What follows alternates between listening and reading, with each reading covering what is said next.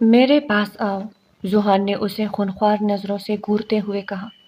اس کا وجود جو پہلے ہی خوف سے کانپ رہا تھا، اس کے لیے قدم اٹھانا دشوار ہو گیا تھا۔ اس نے ڈرتے ڈرتے نگاہیں اٹھا کر سامنے بیڈ پر دراز اس ظالم شخص کو دیکھا جو آج اپنی بھرپور وجاہت لیے اس کے شوہر کے روپ میں اس کے سامنے موجود تھا۔ وہ کافی دیر سے زحان کی کمرے میں آنے کا انتظار کر رہی تھی۔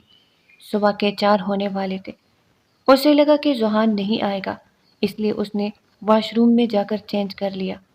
لیکن جیسے ہی وہ نہا کر باہر نکلی، اس نے دیکھا کہ سامنے ہی وہ بستر پر نیم دراز تھا۔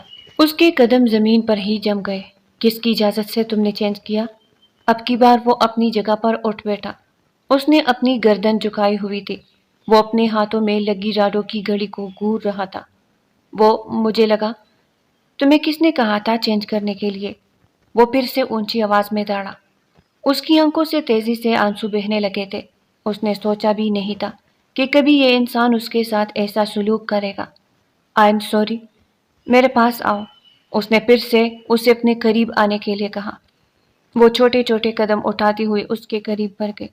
وہ اس سے تھوڑے سے فاصلے پر ہی کھڑی تھی کہ زحان نے اس کا بازو پکڑا اور اسے ایک جھٹکے سے اپنی جانب کھینچا۔ وہ اب اس پر گر چکی تھی۔ ان دونوں کے درمیان تھوڑا سا ہی فاصلہ تھا۔ زحان کو اس کی سانسوں کی تپش اپنے چہرے پر محسوس ہو رہی تھی۔ وہ جو پہلے ہی ایک اندھے کی آگ میں جل رہا تھا، مزید بے قابو ہونے لگا۔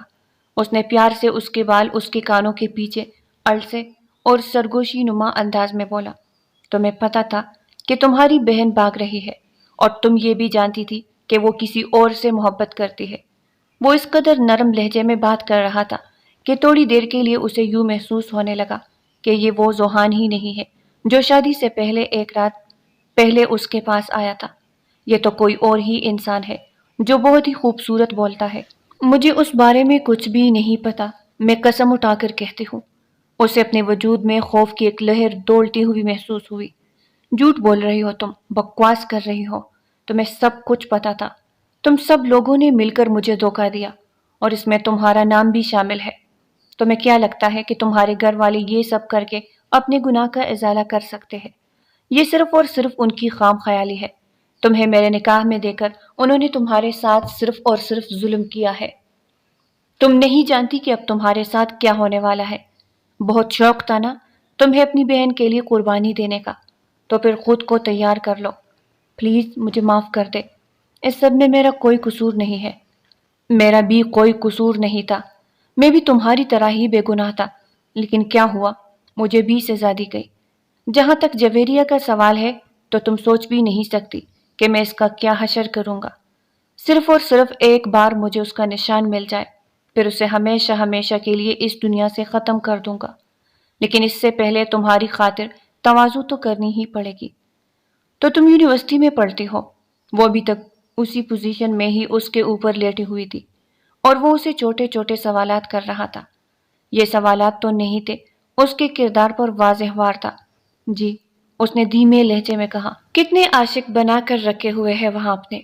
ویسے بھی میں نے سنا ہے کہ تم بہت ہی اوپن مائنڈڈ تھی۔ میرے بھائی کے ساتھ بھی تمہارے تعلقات رہ چکے ہیں۔ اس سے پہلے کہ وہ مزید کچھ کہتا، وہ چیختے ہوئے بولی، بس کر دے، خدا کے لیے بس کر جائے۔ مجھ پر اتنے الزام نہ لگائے کہ بعد میں جب آپ کو حقیقت پتہ چلے تو آپ کے لیے خود سے نظریں چرانا ہی مشکل ہو جائے۔ تمہاری اتنی ہمت کہ تم مجھ سے اونچے لہجے میں بات کرو۔ یہ کہہ کر اس نے مضبوطی سے کومل کے بال پکڑ لی اور زور زور سے کھینچنے لگا۔ وہ درد کے مارے بلبلا اٹھی تھی۔ اس کی ماں نے اسے سمجھایا بھی تھا کہ کوئی بھی ایسی حرکت مت کرنا جس سے زحان کو غصہ آئے، کیونکہ وہ پہلے ہی ایک زخمی شیر بنا ہوا تھا۔ اسے اب تو بس موقع چاہیے تھا کہ کسی طرح سے اپنی وحشت باہر نکالے اور کسی طرح سے اپنے اندر اٹھتے ہوئے لاوے کو ٹھنڈا کرے، اور یہ موقع اسے کومل دینے میں اچھے طریقے سے کامیاب ہو گئی تھی۔ پلیز چھوڑے، مجھے تکلیف ہو رہی ہے۔ میں یہی تو چاہتا ہوں کہ تمہیں تکلیف ہو۔ تم اس جگہ پر اور اس بستر پر صرف میری ضرورت کی حیثیت سے رہو گی۔ میں تمہیں کبھی بھی بیوی کا درجہ نہیں دوں گا۔ تم صرف اس وقت میرے قریب آؤ گی جب مجھے تمہاری طلب ہوا کرے گی۔ اس کے علاوہ اگر تم نے میرے قریب آنے کی بھی کوشش کی تو میں تمہیں جان سے مار دوں گا۔ جب تک میں تمہیں پکاروں گا نہیں، تم میرے کمرے میں بھی داخل نہیں ہوگی۔ تم صرف اور صرف میری ضرورت کا سامان ہو، اس سے زیادہ اور کچھ بھی نہیں، اور اپنے ذہن سے ہر طرح کی خوش فہمی بھی نکال دو، کیونکہ یہاں پر تمہاری حیثیت ایک نوکرانی کے سوا اور کچھ بھی نہیں ہے۔ ایک اور ضروری بات، اگر ہمارے درمیان ہونے والی کوئی بھی بات اس کمرے سے باہر نکلی تو مجھ سے برا کوئی بھی نہیں ہوگا، تو میں اگلے ہی دن تمہارے ماں باپ کے گھر چھوڑ کر آ جاؤں گا۔ یہ الفاظ نہیں تھے بلکہ زہر تھا جب وہ اس کے کانوں میں انڈیل رہا تھا، اور اسے وہ زہر اپنے وجود میں اترتا ہوا محسوس ہو رہا تھا۔ اچانک ہی اسے اپنی کمر پر زوہان کی انگلیوں کی حرکت محسوس ہوئی۔ وہ جی جان سے لرز اٹھی کیونکہ اب وہ اس کی بیک زپ کھول رہا تھا۔ اس نے اپنی شادی کے حوالے سے جتنے بھی خواب دیکھتے وہ سارے چکنا چور ہو گئے تھے۔ اس کی تو خواہش تھی کہ وہ کسی کی پسندیدہ عورت بنتی تو اس سے بے تحاشا محبت کرتا، کوئی اس کو دیکھ کر جیتا، کوئی اس کی تعریف میں زمین آسمان کے قلاب ملاتا، کوئی اس کی تعریف پر تڑپ اٹھتا اور اس کی خوشی میں خوش ہو جاتا۔ لیکن یہ کیا ہوا تھا؟ اس نے جو کچھ سوچا تھا سب کچھ اس سے الٹ ہوا تھا۔ نہ تو اسے اس کا پسندیدہ شخص ملا تھا اور نہ ہی اسے کوئی محبت کرنے والا انسان ملا تھا، بلکہ وہ تو ایک ایسے انسان کے نصیب میں لکھی گئی تھی جو صرف انتقام کا متلاشی تھا۔ اگر آپ کو مجھ سے اتنی نفرت ہے تو آپ مجھے چھوڑ کیوں نہیں دیتے؟ یہ سن کر وہ اونچی اونچی آواز میں ہنسنے لگا۔ تمہیں پتا ہے کہ جو مزہ دشمن کو تڑپا تڑپا کر مارنے میں ہے وہ ایک وار میں نہیں ہے۔ تمہیں میں کبھی بھی نہیں چھوڑوں گا۔ تم ہمیشہ میری زندگی میں رہو گی اور ہمیشہ اس بستر کی زینت بنتی رہو گی، لیکن تمہارے ساتھ ساتھ میں ایک اور عورت سے بھی شادی کروں گا، ایک ایسی عورت سے جو میرے بچوں کی ماں بنے گی اور جو میری نسل کو آگے بڑھائے گی۔ اس کو اپنا وجود سناٹوں میں ڈوبتا ہوا محسوس ہوا۔ تو کیا وہ اس قابل بھی نہیں تھی کہ وہ اس کی نسل آگے بڑھاتی؟ تو کیا اس کی اتنی حیثیت بھی نہیں تھی کہ وہ اس کے بچوں کی ماں بنتی؟ یہ اس کے ساتھ کیا ہو رہا تھا؟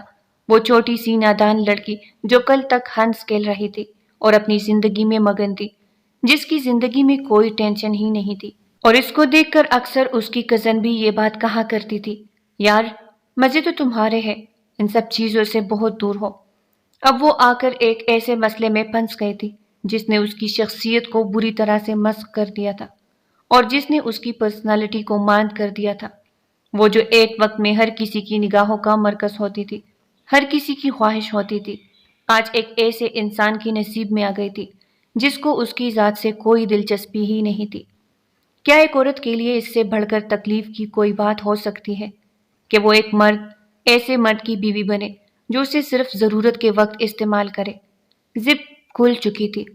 اس نے آہستہ سے اس کی شرٹ کو کندھوں سے نیچے اتارا اور اس کی گردن پر جھک گیا۔ وہ تڑپ کر پیچھے کی طرف کھسکی۔ زوہان نے اپنی گرفت اس کے کندھے پر مضبوط کر دی تھی۔ اس نے اسے بری طرح سے اپنے ہاتھوں میں جکڑ رکھا تھا۔ اب وہ اس کی گردن پر اپنے انتقام کے نشان چھوڑ رہا تھا۔ اس کی آنکھوں سے تیزی سے آنسو بہہ رہے تھے۔ اس نے بے چینی سے زوہان کی گردن پر ہاتھ رکھا۔ وہ ذرا سا پیچھے کی طرف ہوا اور اس کی آنکھوں میں دیکھنے لگا، جہاں پر نیند نہ پوری ہونے کی وجہ سے ایک عجیب سا خمار پھیلا ہوا تھا۔ وہ اس وقت بہت حسین لگ رہی تھی، وہ کسی بھی مرد کا خواب بن سکتی تھی، مگر اس وقت وہ زوہان کے لیے ایک ڈراؤنا خواب تھی۔ زوہان نے اس پر سختی کرنے کی کوشش کی مگر ناکام رہا۔ وہ بہت ہی پیار سے اور بہت ہی عزت سے اس کے ایک ایک نقش کو چھو رہا تھا۔ اچانک ہی وہ اس کے چہرے کے سامنے آیا اور اس کے ہونٹوں پر جھک گیا۔ وہ اس کے ہونٹوں کو قطرہ قطرہ پینے لگا تھا، اور یہ کافی ٹائم تک جاری بھی رہتا اگر اس کی نظروں کے سامنے دوبارہ سے جویریہ کا چہرہ نہ گھومنے لگتا۔ جیسے ہی اس کے دماغ میں جویریہ کا خیال آیا، اس نے اپنی گرفت مضبوط کر لی۔ کومل کی سانسیں بری طرح سے اکھڑنے لگی تھی۔ وہ اسے پیچھے کی طرف ہٹانے کی کوشش کر رہی تھی، لیکن زوہان اسے رہائی دینے کے لیے تیار نہیں تھا۔ جب وہ تھوڑا سا پیچھے ہٹا تو کومل کے ہونٹوں پر ہلکا ہلکا خون نمودار ہوا۔ اس کا ہونٹ ذرا سا کٹ گیا تھا، جبکہ اس کی آنکھوں سے آنسو بہنے لگے تھے۔ اس کے بعد پوری رات ہی وہ اس کی انتقام اور غصے کی آگ میں جلتی تڑپتی رہی تھی، لیکن ایک بار بھی اس نے اس انسان کے سامنے فریاد نہیں کی تھی۔ ایک بار بھی اس نے اس انسان سے التجا نہیں کی تھی، کیونکہ جانتی تھی کہ اس سب کا کوئی فائدہ نہیں۔ وہ انسان کسی حال پر بھی اس پر رحم نہیں کرے گا، اور وہ یہ بھی چاہتی تھی کہ وہ سارا غصہ اور ساری وحشت اپنے اندر سے نکال دے۔ صبح جب وہ سو کر اٹھی تو اس نے دیکھا کہ زوہان دوسری طرف کروٹ کر کے لیٹا ہوا تھا۔ وہ کافی دیر تک اس کی پشت کو گھورتی رہی، میں آپ کے اندر سے وہ ساری نفرت ختم کر دوں گی، میں آپ کو خود سے محبت کرنے پر مجبور کر دوں گی، آپ مجھ سے جتنی مرضی نفرت کیوں نہ کر لے، مگر ایک دن ایسا آئے گا کہ آپ صرف میرا نام پکاریں گے اور آپ کو صرف میرا چہرہ یاد ہوگا، آپ میرے علاوہ کسی اور کی طرف نظر اٹھا کر بھی نہیں دیکھ پائیں گے، یہ میرا اپنے آپ سے وعدہ ہے۔ اب میں اتنی بھی بے مول نہیں ہوں کہ یوں کسی انسان کے انتقام کا نشانہ بنتی رہوں، وہ بھی ساری عمر۔ میں اپنی اہمیت پہچانتی ہوں اور اپنی حیثیت بھی جانتی ہوں، اور بہت جلد میں اپنا مقام حاصل کرنے میں کامیاب ہو جاؤں گی۔ وہ خود سے وعدہ کر رہی تھی۔ اسی وقت سوہان کی آنکھ کھل گئی۔ جیسے ہی اس نے کروٹ بدلی، اس نے دیکھا کہ وہ ابھی تک اس کے بستر پر ہی موجود تھی۔ بے ساختہ اس نے اسے دھکا دے کر بستر سے اتار دیا۔ وہ منہ کے بل زمین پر گر پڑی۔ شرمندگی کی وجہ سے اس کا چہرہ لال ہو گیا تھا۔ تمہاری ہمت بھی کیسے ہوئی یہاں پر سونے کی؟ میں نے تمہیں کیا کہا تھا کہ رات کے وقت ہی میرے کمرے سے دفع ہو جانا؟ تمہیں میری ایک بار کہی ہوئی بات سمجھ میں نہیں آتی؟ وہ حلق کے بل چلایا تھا۔ وہ گرتی پلٹی اٹھی اور روتے ہوئے بولی، میں رات کے وقت کہاں پر جاتی؟ اگر کوئی دیکھ لیتا تو مجھ سے 100 سوالات کرتا۔ تمہارے پاس منہ ہے نا جواب دینے کے لیے؟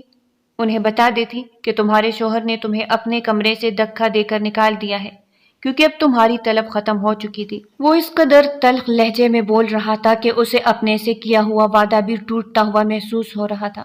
اگر ایسا ہی چلتا رہا اور اس ذوحان کا رویہ ایسا ہی رہا تو وہ کیا کرے گی؟ اس سے آگے وہ سوچ بھی نہیں سکی تھی۔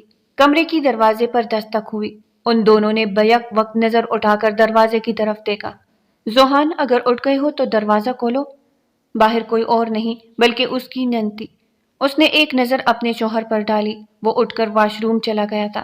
اب وہ اس کمرے میں اکیلی ہی موجود ہوتے ہی اس نے جا کر آہستگی سے کمرے کا دروازہ کھولا۔ سامنے ہی دانیہ کھڑی تھی۔ اس کو دیکھ کر معنی خیز انداز میں مسکرانے لگی۔ لڑکی، میں جانتی ہوں کہ تمہارا شوہر تم سے بہت محبت کرتا ہے، لیکن اس کی محبت یہ نشانات سب کو دکھانا ضروری تو نہیں۔ اس کی بات سن کر وہ بری طرح سے بکھلا گئی۔ کومل نے جلدی سے اپنا دوپٹہ درست کیا اور اپنے گلے پر نظر آنے والے ان نشانات کو چھپا لیا۔ اسے ایک عجیب سی شرمندگی ہو رہی تھی۔ دانیہ نے اس کا ہاتھ مضبوطی سے پکڑا اور اسے تسلی دیتے ہوئے کہا کہ پریشان ہونے کی ضرورت نہیں ہے، تم بس تھوڑی سی احتیاط کرو۔ اس کے ساتھ ہی اس کو حکم ہوا تھا کہ وہ نیچے جا کر سب لوگوں کے ساتھ مل کر ناشتہ کرے۔ وہ ذوحان کے باہر نکلنے کا انتظار کرنے لگی تھی۔ جیسے ہی وہ باہر آیا، اس نے بے ساختہ اپنی آنکھیں بند کر لی، کیونکہ اس وقت وہ شرٹ لیس تھا۔ اس کا کثرتی جسم کی صورت اس کی نگاہوں کے سامنے تھا۔ رات کے وقت اندھیرے میں وہ اسے ٹھیک طرح سے دیکھ نہیں پائی تھی، لیکن اس کی قربت کے لمحات میں اسے بھی بری طرح سے مدہوش کر دیا تھا۔ وہ اس بات کی گواہی دیتی تھی کہ ذوحان میں ایک عجیب سا جادو تھا اور ایک عجیب سی کشش تھی جو کسی کو بھی مدہوش کر سکتی تھی۔ وہ انسان واقعی ایک مکمل انسان تھا۔ وجاہت کا پیکر، چیپ پٹ سے نکلتا ہوا قد، نیلی آنکھیں، خوبصورتی سے تراشا ہوا خط۔ وہ ایک ایسا مرد تھا جو کسی بھی عورت کو اپنا دیوانہ بنا سکتا تھا۔ امی نے کہا ہے کہ ہم دونوں نیچے چل کر ناشتہ کر لیں، اس نے جھجکتے ہوئے کہا۔ تم نیچے نہیں جا رہی، تم کمرے میں ہی بیٹھو گی، صرف میں جا کر ناشتہ کروں گا، اس نے اپنے بال بناتے ہوئے دو ٹوک انداز میں کہا۔ تو وہ حیرانگی سے اس کے چہرے کو دیکھنے لگی۔ مگر آپ کی امی نے ہم دونوں کو ایک ساتھ آنے کے لیے کہا ہے۔ کیا تمہیں میری ایک بات کہی ہوئی بات سمجھ میں نہیں آتی؟ جب میں نے کہہ دیا ہے کہ تم میرے ساتھ نیچے نہیں جا رہی تو اس کا مطلب ہے کہ تم کمرے میں ہی ٹھہرو گی۔ اب اس سے زیادہ میں کوئی بحث نہیں کروں گا، اور اگر تم نے مزید کچھ کہا تو مجھ سے برا کوئی بھی نہیں ہوگا۔ وہ اسے آنکھیں دکھاتا ایک بار پھر سے اپنے بال بنانے لگا تھا، جبکہ وہ خاموشی سے ایک بار پھر سے آنسو بہنے لگی۔ رونے کا کوئی بھی فائدہ نہیں ہے، کیونکہ تمہاری یہ آنسو مجھ پر کام نہیں کرنے والے۔ وہ کمرے سے باہر نکلنے ہی لگا تھا کہ کومل نے اس کے بازو مضبوطی سے پکڑ لی۔ آپ یہ بات کیوں بول رہے ہیں کہ میں آپ کی بیوی ہونے کے علاوہ آپ کی کزن بھی ہوں؟ ہمارا شرعی رشتہ ہونے کے علاوہ ایک خونی رشتہ بھی ہے۔ آپ مجھ سے کیسے اتنی نفرت کر سکتے ہیں؟ وہ اس قدر تڑپتے ہوئے بولی تھی کہ وہ چند منٹ کے لیے مکمل طور پر خاموش ہو گیا تھا۔ یہ خونی رشتہ بھی اسی دن ہی ختم ہو گیا تھا جس دن تمہاری بہن نے میرے ساتھ بے وفائی کی تھی۔ کیا میری بہن کو بھول نہیں سکتے ہیں؟ وہ پھیکے سے انداز میں مسکرا دیا۔ میں تمہاری بہن کو ضرور بھول جاتا اگر تم میری زندگی میں شامل نہ ہوتی۔ جب تک تم میری زندگی میں موجود ہو تب تک تمہاری بہن بھی مجھے نہیں بھولے گی۔ اپنا ہاتھ ایک جھٹکے سے چھڑواتا وہ وہاں سے چلا گیا، لیکن جانے سے پہلے اسے تنبیہ کرنا ہی نہیں بھولا کہ دوبارہ مجھے روکنے کی کوشش مت کرنا، ورنہ اس کی بھی سزا ملے گی۔ کومل کو لگا تھا کہ جیسے وہ یہاں پر صرف اور صرف سزائے کاٹنے کے لیے ہی آئی ہے۔ کومل کو اپنے ساتھ کیوں نہیں لائے؟ اس نے تو رات کو بھی کچھ نہیں کھایا تھا، اسے بھوک لگ رہی ہوگی۔ رشیدہ بیگم نے جب اپنے بیٹے کو اکیلے سیڑھیاں اترتے ہوئے دیکھا تو بولی، بغیر نہ رہ سکی۔ امی، اسے بھوک نہیں تھی، اس نے دو ٹوک انداز میں کہا اور کرسی کھینچ کر بیٹھ گیا۔ رشیدہ بیگم جانتی تھی کہ ان کا بیٹا اس رشتے کے لیے بالکل بھی خوش نہیں تھا، اور وہ یہ بھی جانتی تھی کہ اس کی سزا بھی اس معصوم لڑکی کو مل رہی ہوگی جس کا کوئی بھی قصور نہیں ہے۔ ازمیر بھی کھانے کی میز پر ہی بیٹھا ہوا تھا، مگر وہ کھا کم اور کیل زیادہ رہا تھا۔ کیا کومل ابھی بھی یونیورسٹی جائے گی نا؟ جانے اس کے دل میں کیا آیا، اس نے سوال کر ڈالا۔ ذوحان نے اسے خونخوار نظروں سے گھورا تھا۔ نہیں، اب وہ اس گھر سے ایک قدم بھی نہیں نکالے گی۔ ازمیر نے اپنی ماں پر ایک نظر ڈالی اور پھر احتجاج کرتے ہوئے کہا، یہ تو زیادتی ہے، آپ جانتے ہیں کہ اسے پڑھنے کا کتنا شوق ہے اور وہ اسسٹنٹ کمشنر بنانا چاہتی ہے۔ اب وہ وہی سب کچھ کرے گی جو میں کرنے کے لیے کہوں گا، اور تمہیں اس کا اسسٹنٹ بننے کی ضرورت نہیں ہے۔ بہتر یہی ہے کہ تم اپنے کام سے کام رکھو۔ بھائی، لیکن یہ نا انصافی ہے، آپ اس کو ساری زندگی اس گھر میں تو نہیں رکھ سکتے نا۔ اگر آپ کے ساتھ زیادتی ہوئی ہے تو اس کے ساتھ بھی زیادتی ہوئی ہے، اس کے سارے خواب ٹوٹ گئے ہیں، مگر اس کے باوجود بھی اس نے آپ کو قبول کر لیا، تو آپ کیوں اس کے ساتھ ظلم کر رہے ہیں؟ اس نے غصے سے کرسی پیچھے کی طرف کی اور وہاں سے اٹھ کر چلا گیا۔ رشیدہ بیگم نے اپنے چھوٹے بیٹے کو غصے سے دیکھا۔ تمہیں میں نے کتنی بار کہا ہے کہ کھانے کی میز پر اس طرح کی باتیں نہ کیا کرو، اب دیکھو کہ وہ کھائے بغیر ہی چلا گیا ہے۔ امی، اگر میں بھی یہ بات نہیں کروں گا تو پھر کون بولے گا اس لڑکی کے حق میں؟ مجھے تو کومل پر غصہ آ رہا ہے۔ اس کو کس نے کہا تھا پرانے زمانے کی ہیروئن بننے کا؟ صاف اس رشتے سے انکار کر دیتی۔ اس نے اپنی زندگی بھی خطرے میں ڈالی۔ اسے واقعی اس چھوٹی سی لڑکی کے لیے افسوس ہو رہا تھا جس کے سارے خواب اس وقت چکنا چور ہو چکے تھے۔ اللہ تعالیٰ کے ہر کام میں بہتری ہوتی ہے، تمہیں کسی کے لیے بھی فکر مند ہونے کی ضرورت نہیں ہے۔ بہتر یہی ہے کہ تم اپنی پڑھائی کی طرف توجہ دو اور اب کومل سے اپنی دوستی بھی ختم کر دو۔ تم جانتے ہو کہ تمہارا بھائی یہ سب کچھ پسند نہیں کرتا۔ جانتا ہوں، اسی وجہ سے ہی خاموش ہوں۔ وہ بھی وہاں سے اٹھ کر چلا گیا تھا۔ رشیدہ بیگم وہاں پر اکیلی بیٹھی ہوئی، اور ان لوگوں کا ولیمہ بھی کینسل ہو گیا تھا، کیونکہ اگر ولیمے کے دن وہ لوگ کومل کو سٹیج پر بیٹھتے ہوئے دیکھتے تو ایک نیا مسئلہ کھڑا ہو جاتا، ہزاروں طرح کے سوالات کیے جاتے، اور رشیدہ بیگم سوالوں کے جوابات نہیں لینا چاہتی تھی۔ اس نے پورا دن کمرے کے اندر ہی بند رہ کر گزارا تھا، کیونکہ اسے باہر نکلنے کی اجازت نہیں تھی۔ شام کے وقت جب ذوحان گھر واپس آیا تو وہ بہت زیادہ تھکا ہوا تھا۔ اس نے ایک نظر شیشے کے سامنے بیٹھی اپنی دلہن کو دیکھا۔ وہ کالے رنگ کے لباس میں ملبوس تھی، اس کے لمبے سیاہ بال اس کی کمر پر بکھرے ہوئے تھے۔ وہ اپنی بیک ڈوری بند کرنے کی کوشش کر رہی تھی، لیکن اس کا ہاتھ نہیں پہنچ رہا تھا۔ اسے اس چیز کا بھی اندازہ نہیں تھا کہ ذوحان کمرے میں داخل ہو گیا ہے۔ وہ چھوٹے چھوٹے قدم اٹھاتا ہوا اس کی طرف بڑھا اور اس کے ہاتھوں سے ڈوری پکڑ کر خود باندھنا شروع کر دیا۔ اس کی انگلیاں کومل کی کمر سے ٹکرا رہی تھی۔ تمہیں کس نے اجازت دی ہے اس طرح کے بےہودہ لباس پہننے کی؟ اس نے ایک نظر کومل کی بیک پر ڈالی جو کہ مکمل طور پر واضح ہو رہی تھی۔ وہ سہم کر اس کے چہرے کی طرف دیکھنے لگی۔ میں تم سے پوچھ رہا ہوں کہ تمہیں کس نے سب کی اجازت دی ہے؟ وہ قدری اونچی آواز میں بولا۔ دراصل یہ کپڑے جویریہ کے لیے بنائے۔ اس سے پہلے کہ وہ کچھ بولتی، ذوحان نے اس کے بازو پکڑی اور اسے جھٹکتے ہوئے کہا، کتنی بار کہا ہے تمہیں کہ اس کا نام میرے سامنے نہ لیا کرو؟ کیا تمہیں اپنی عزت پیاری نہیں ہے، یا پھر تم چاہتی ہی نہیں ہو کہ میں تمہارے ساتھ ٹھیک طریقے سے پیش آؤں؟ 19 سال کی وہ چھوٹی سی لڑکی ایک بار پھر سے آنسو بہانے لگی تھی۔ آپ مجھے معاف کیوں نہیں کر دیتے؟ میں تمہیں معاف نہیں کر سکتا ہوں، اور بار بار اپنی تذلیل میرے سامنے کروا کر خود کو میری نظروں میں مزید نہ گراؤ۔ اپنا بوریا بستر اٹھاؤ اور میرے کمرے سے دفع ہو جاؤ۔ آج کے بعد تم میرے کمرے میں نہیں رہو گی۔ گھر میں ابھی بھی کچھ مہمان موجود ہیں، وہ کیا کہیں گے؟ مجھے ان سب سے کوئی فرق نہیں پڑتا۔ دراصل ذوحان کے قریبی رشتہ دار بھی اب بھی اس کے گھر میں ہی ٹھہرے ہوئے تھے۔ وہ جو چند لوگ تھے جن کو اس شادی کے بارے میں سب کچھ سچ سچ بتایا گیا تھا۔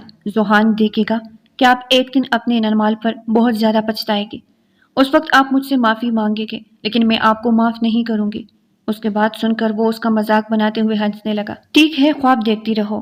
وہ خواب دیکھنے پر ویسے بھی کوئی پابندی نہیں ہے۔ اگلے چند دنوں میں ذوحان اپنے آفس کے کاموں میں بہت زیادہ مصروف ہو گیا تھا۔ اسے سر اٹھانے کی بھی فرصت نہیں ملی تھی، اور یہ وہ وقت تھا جب وہ سکون سے اپنی ساس کے پاس آ کر بیٹھ جاتی تھی، جو کہ رشتے میں اس کی تائی جان تھی، اور کبھی وہ ازمیر سے بھی باتیں کر لیتی تھی۔ اس کی زندگی ایک بار پھر سے بہت پرسکون ہو گئی تھی، کیونکہ زوہان اس کی زندگی سے نکل گیا تھا۔ وہ رات گئی گھر واپس آتا تھا، تب بھی وہ اس کے کمرے میں موجود نہیں ہوتی تھی، اور صبح جب وہ اٹھتا تھا تب بھی وہ اسے کہیں بھی دکھائی نہیں دیتی تھی۔ اب اسے بھی چڑچڑاہٹ ہونے لگی تھی۔ کچھ ہی دن مزید گزرے تھے کہ وہ رات 12 بجے کے وقت گھر کے اندر داخل ہوگا۔ چاروں طرف گہری خاموشی چھائی ہوئی تھی۔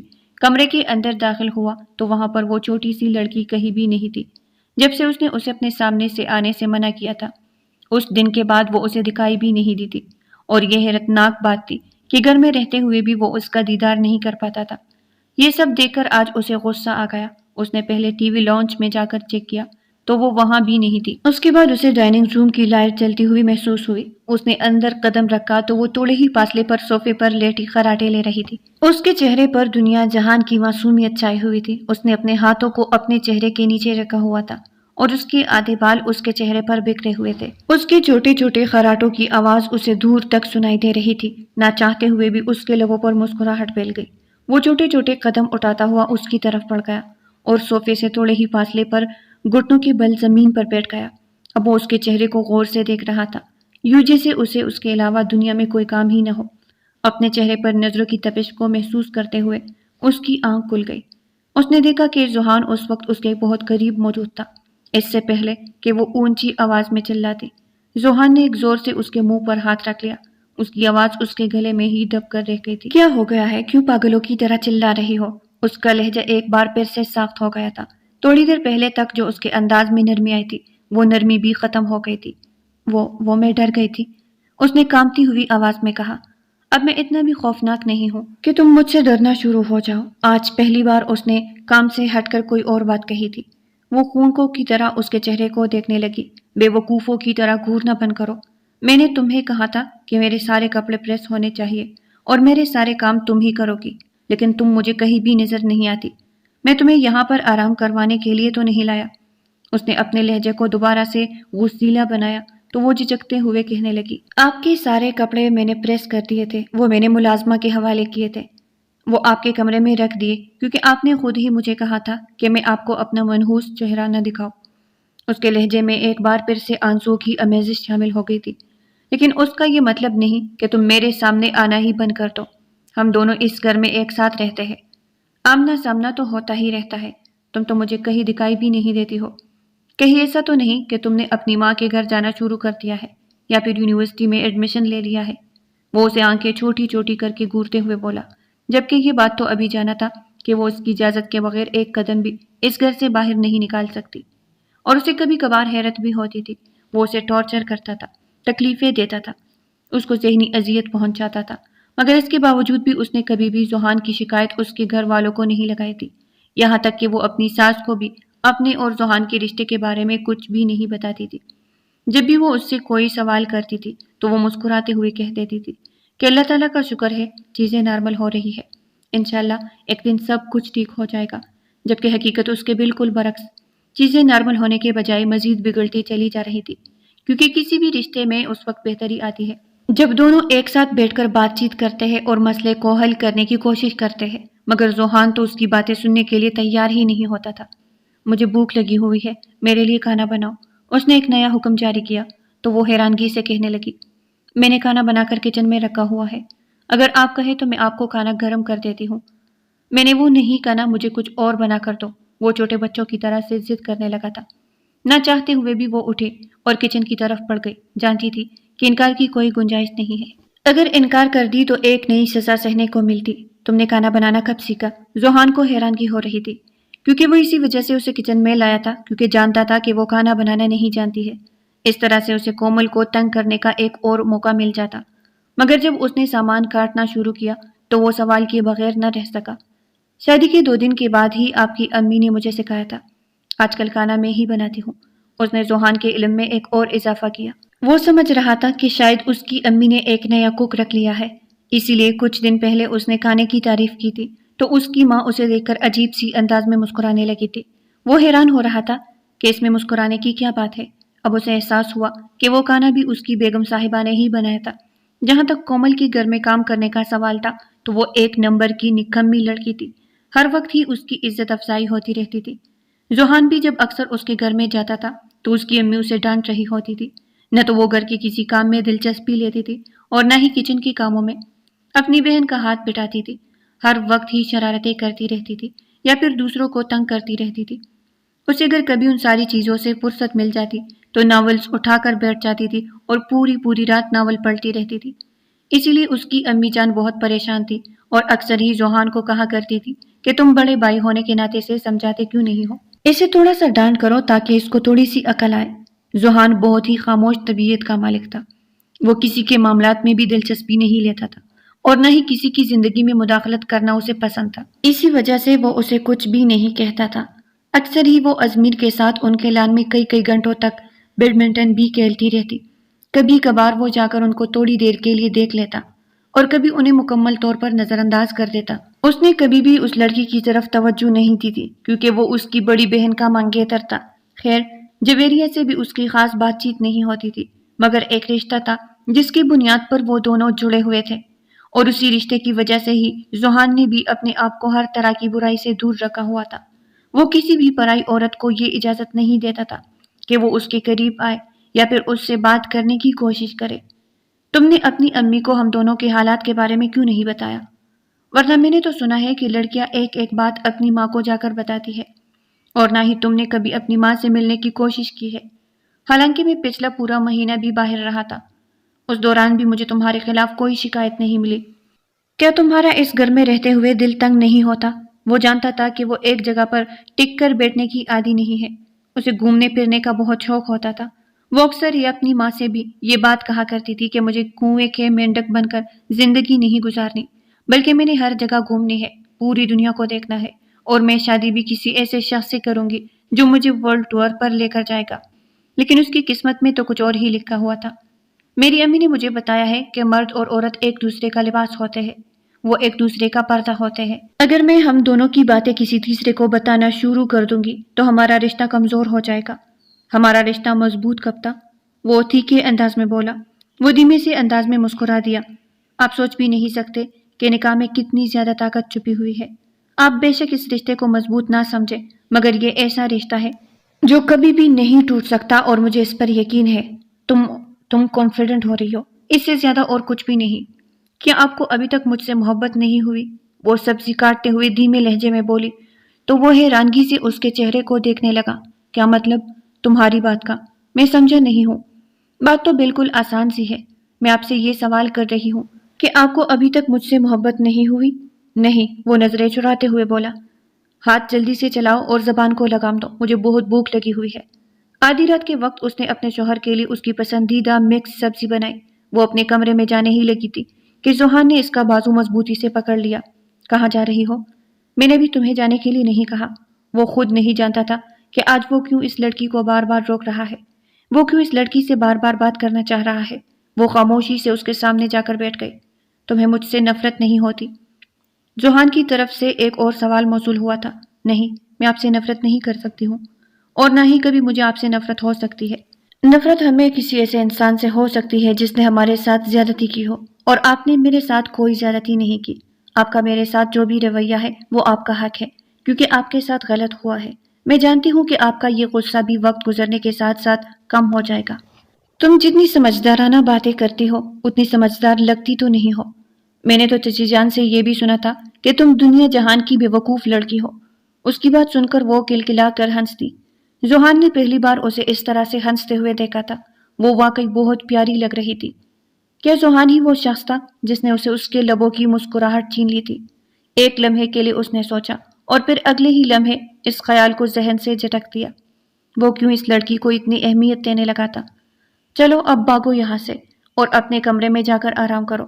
اگلے ہی لمحے اس نے اس لڑکی کو ڈانٹ کر وہاں سے بھیج دیا۔ وہ خاموشی سے اسی جگہ پر آ کر لیٹ گئی۔ اپنے کمرے میں جا کر آرام کرو، یہاں پر لیٹی رہی تو کمر کا درد نکل آئے گا۔ ایک نیا حکم سنا۔ وہ رات کے پہر گھر سے نکل گیا تھا، جبکہ وہ کمرے میں جانے کے بجائے اس سوچ میں مبتلا ہو گئی تھی کہ زوہان کہاں پر جا رہا ہے۔ اگلے دن وہ کچن میں کھڑے کام کر رہی تھی جب اس نے کھڑکی سے ازمیر کو دیکھا۔ جو کہ اس وقت محلے کے چھوٹے بچوں کو اکٹھا کیے کرکٹ کھیل رہا تھا۔ شاید اس نے چیٹنگ کی تھی، اس لیے بچہ زور سے بیٹ سے زمین پر پھینکا وہاں سے چلا گیا۔ وہ کھل کر مسکرا دی۔ ماضی کا ایک واقعہ اس کی نظروں کے سامنے گھوم گیا۔ ہائے، مر گیا، بیڑا غرق ہو گیا تمہارا۔ ظالم لڑکی، مجھے مار دیا۔ وہ فون پر بات کر رہا تھا جب کسی نے زوردار بیٹ اس کی ٹانگوں پر رسید کیا۔ فون کا ہینڈل ٹوٹ کر زمین پر گر گیا تھا اور وہ درد کے مارے بلبلاتے ہوئے اچھلنے لگا۔ یہ کیا بدتمیزی ہے؟ تمہیں کسی نے تمیز نہیں سکھائی؟ اس نے خونخوار نظروں سے اپنے پیچھے کھڑی اس چھوٹی سی لڑکی کو دیکھا جو اپنی کمر پر ہاتھ رکھ کے اسے یوں گھور رہی تھی جیسے تھوڑی ہی دیر میں اس کا کچومر بنا دے گی۔ کومل کی بچی، میں تمہیں چھوڑوں گا نہیں۔ اس نے ریسیور اٹھایا۔ اچھا، میں تم سے بعد میں بات کرتا ہوں۔ یہ کیا بدتمیزی ہے؟ اس نے اسے خونخوار نظروں سے گھورتے ہوئے پوچھا۔ یہ بدتمیزی نہیں ہے، تم جیسے لوگوں سے بات کرنے کا طریقہ ہے، کیونکہ لاتوں کے بھوت باتوں سے نہیں مانتے۔ اس نے تھیوری چڑھاتے ہوئے کہا۔ آپ اپنی کون سی بہن سے باتیں کر رہے تھے؟ کومل کے کہنے پر اس نے اپنے دل پر ہاتھ رکھ لیا اور ایکٹنگ کرتے ہوئے صوفے پر گر گیا۔ تم نے میری گرل فرینڈ کو میری بہن کہہ دیا ہے۔ تمہیں ایک لمحے کے لیے بھی مجھ پر رحم نہیں آیا۔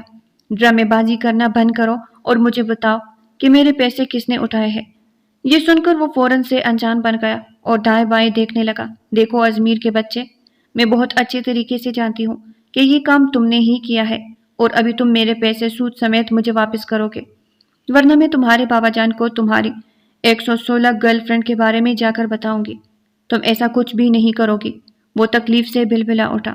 میں کچھ بھی کر سکتی ہوں اور یہ بات تم اچھے طریقے سے جانتے ہو۔ تمہارے پاس صرف آج شام تک کا وقت ہے۔ اب تم مجھے 10,000 دو گے؟ اب یہ تو کسی کتاب میں نہیں لکھا۔ میری اپنی کتاب میں یہ بات لکھی ہوئی ہے۔ اگر تمہیں وہ کتاب چاہیے ہوئی تو تم مجھ سے مانگ لینا۔ ادائے نیازی سے کہتی وہ وہاں سے جا چکی تھی، جبکہ اجمیر کو اپنی غلطی پر افسوس ہو رہا تھا۔ اس کی پیاری سی کزن اور اس کی خالہ جان کی بیٹی، جس کو وہ اپنا سب کچھ سمجھتا تھا، اور بعض اوقات تو وہ اس پر اتنا اعتماد کرنے لگتا تھا کہ اپنے سارے راز کومل بیگم کو بتا دیتا تھا۔ بعد میں کومل بیگم انہی رازوں کو استعمال کر کے ان کو ذلیل کرواتی تھی۔ اس لڑکی کو میں چھوڑوں گا نہیں، صرف اور صرف مجھے ایک بار موقع ملے۔ میں اس لڑکی کو ایک ایسی جگہ پر بھیجوں گا جہاں سے اس کی واپسی ناممکن ہو جائے گی۔ وہ اس وقت تک کومل کو دیکھتا رہا جب تک کہ وہ اس کی نظروں سے اوجھل نہیں ہو گئی۔ یا اللہ، اب میں کیا کروں؟ اس کے پیسے کہاں سے لاؤں؟ دراصل کومل نے کچھ دن پہلے پرجوش ہو کر اسے پیشکش کی تھی کہ اگر تمہیں پیسے چاہیے ہو تو تم میری دراز سے نکال لینا، لیکن یہ صرف ادھار تک کی بات تھی۔ کومل اپنی ایک پھوٹی کوڑی بھی کسی کے حوالے نہیں کرتی تھی۔ وہ پیسوں کے معاملے میں بہت بھوکی تھی اور یہ ماننا اجمیر صاحب کا تھا۔ انہوں نے بھی جذبات میں آ کر کومل کے 5,000 اٹھا لیے، مگر ان کو بتائے بغیر ہی اس کو راز رکھنے کی کوشش کی۔ کومل بیگم کو بھی پتہ چل گیا تھا کہ ایک ہی آدمی ہے جو ان کی ہر چیز میں دخل اندازی کرتا ہے، اور وہ ان کے تایا جان کے بیٹے اجمیر صاحب ہے۔ بھائی جان سے جا کر اس بارے میں بات کرتا ہوں۔ اجمیر کا گھر کومل کے گھر سے تھوڑے ہی فاصلے پر تھا، لیکن وہ پورا دن انہی کے گھر میں ہی رہتا تھا۔ اس کا بڑا بھائی زوہان کومل کی بڑی بہن کا منگیتر تھا اور حد سے زیادہ خڑوس انسان تھا۔ کومل اس کو دیکھ کر برے برے منہ بناتی تھی اور اکثر ہی اپنی بہن کو مفت میں مشورہ دیتی رہتی تھی کہ کیا ضرورت ہے آپ کو اس بورنگ انسان سے شادی کرنے کی؟ آپ اتنی خوبصورت ہے، پڑھی لکھی ہے، اور سب سے بڑھ کر یہ کہ ہنس مکھ ہے، کیوں اپنی زندگی اس کے ساتھ برباد کر رہی ہے؟ جویریہ کومل کی باتیں سن کر پیکے سے انداز میں مسکرا دیتی اور ایک نظر اپنی ماں کو دیکھتی۔ یہ رشتہ کومل کی ماں نے طے کیا تھا۔ وہ چاہتی تھی کہ بیٹیاں ساری زندگی ان کی نظروں کے سامنے رہے۔ وہ دل ہی دل میں یہ بھی سوچ کر بیٹھی ہوئی تھی کہ اگر انہیں موقع ملا تو وہ کومل اور اجمیر کا بھی رشتہ طے کر دے گی، مگر کومل کو وہ انسان شادی کے حوالے سے بالکل بھی پسند نہیں تھا۔ جویریہ کسی اور لڑکے کو پسند کرتی تھی، وہ اس کا یونیورسٹی فیلو تھا، وہ اسی سے شادی کرنا چاہتی تھی۔ اس بارے میں جب اس نے اپنے بابا جان سے بات کی تو انہوں نے صاف انکار کر دیا اور یہاں تک کہہ دیا کہ اگلے ہی ہفتے اس کا اور ذہان کا نکاح کر دیا جائے گا، مگر نکاح کے دن وہ گھر سے بھاگ رہی تھی۔ اس کی جگہ پر دلہن بنا کر کومل کو بٹھا دیا گیا۔ وہ بہت زیادہ خوفزدہ تھی کیونکہ اسے اندازہ تھا کہ زوہان بھائی کبھی بھی اسے بیوی کے روپ میں قبول نہیں کریں گے، اور وہی ہوا جس کا ڈر تھا۔ پہلی ہی رات زوہان نے اس کو اس کی اوقات یاد دلا دی تھی، مگر وہ حیران ہو رہی تھی کہ اتنا سب کچھ ہونے کے باوجود بھی وہ زندہ تھی، سانسیں لے رہی تھی۔ اس کو کچھ بھی نہیں ہوا تھا۔ کیا وہ اس قدر مضبوط ہوتی تھی؟ اس نے بے ساختہ سوچا۔ اس کی شادی کو تقریباً 3 مہینے گزر چکے تھے اور ان 3 مہینوں میں سوہان دوبارہ اس کے قریب نہیں آیا تھا، مگر اب وہ پہلے کی طرح اس پر ظلم بھی نہیں کرتا تھا۔ ایک رات جب وہ اپنے کمرے میں لیٹا آرام کر رہا تھا تو اس کا دل یکدم ہی گھبرانے لگا۔ اسے اپنے دل میں وحشت بڑھتی ہوئی محسوس ہو رہی تھی۔ وہ اپنے کمرے سے باہر نکلا جب اسے کسی کے رونے کی آواز سنائی دی۔ وہ حیران رہ گیا کیونکہ یہ کسی لڑکی کی رونے کی آواز تھی اور اس گھر میں صرف ایک ہی لڑکی تھی، کومل۔ اس نے دروازہ پورا کھول دیا۔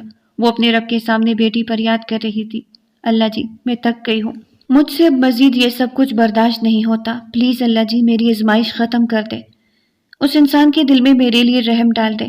اللہ جی کیا میں اس قابل بھی نہیں ہوں کہ میرا شوہر مجھ سے محبت کرے؟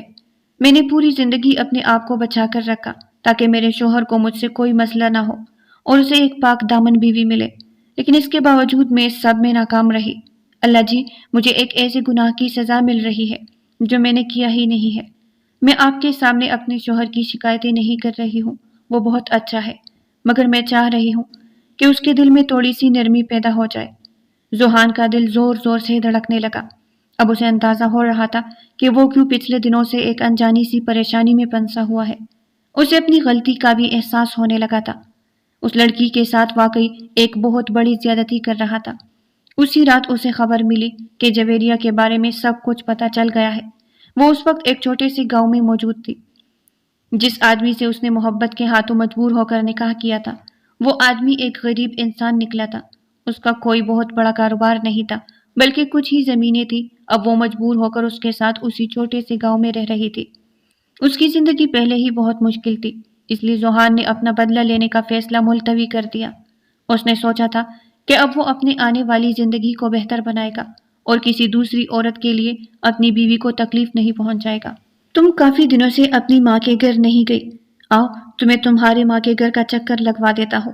وہ صبح اٹھ کر کے کپڑے پریس کر رہی تھی جب وہ بولا۔ وہ حیران رہ گئی۔ اگلے دن وہ اسے اس کی ماں کے گھر ان سے ملوانے کے لیے لے کر گیا۔ وہ خود بھی وہاں پر کافی دیر تک بیٹھا رہا تھا۔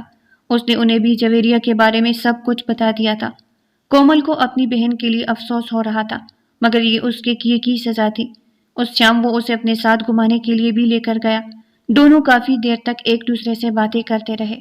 رات ڈنر کرنے کے بعد جب وہ گھر واپس آئی تو وہ اس کا ہاتھ پکڑ کر اسے اپنے کمرے میں لے آیا۔ کومل کی حیرت کی انتہا نہ رہی۔ پورے کمرے کو گلاب کے پھولوں سے سجایا گیا تھا۔ ماضی میں جو کچھ بھی ہوا ہے میں خود اس پر شرمندہ ہوں اور تم سے تہ دل سے معافی مانگتا ہوں۔ امید ہے کہ تم اس ناچیز کو معاف کر دو گی۔ وہ اپنے سینے پر ہاتھ رکھتے ہوئے شرمندگی سے بولا، میں آپ سے ناراض نہیں ہوں اور نہ ہی کبھی آپ سے ناراض ہو سکتی ہوں۔ مجھے یقین تھا کہ ایک دن آپ کو اپنی غلطی کا احساس ہو جائے گا۔ میں اسی دن کا ہی انتظار کر رہی تھی۔ تم واقعی بہت صابر ہو اور بہت اچھی ہو۔ میں خدا کا شکر ادا کر رہا ہوں جس نے مجھے تمہاری جیسی بیوی۔ یہ کہہ کر وہ اس کی طرف بڑھا، پیار سے اس کے ماتھے پر بوسہ دیا، اسے اپنی بازوؤں میں بھر کر بیڈ کی طرف بڑھ گیا۔ ایک نئی شروعات ان کی منتظر تھی۔ تو پیارے ریڈرز، آج کی ناول اگر آپ کو پسند آئی ہو تو لائک کریں، چینل کو سبسکرائب کریں۔ پھر ملتے ہیں ایک نئی ناول کے ساتھ، تب تک کے لیے ہمیں اجازت دیجیے گا۔ اللہ نگہبان۔